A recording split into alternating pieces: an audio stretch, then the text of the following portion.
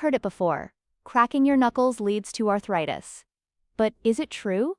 This common myth has been around for generations, but science says otherwise. When you crack your knuckles, you're actually just releasing gas bubbles in the synovial fluid of your joints. Studies show there's no link between knuckle cracking and arthritis. So why do some people still think it's harmful? It's likely due to the loud sound and the misconception that it's damaging your joints. So, crack away, but in moderation. Which tip surprised you most? Let me know and hit subscribe for more.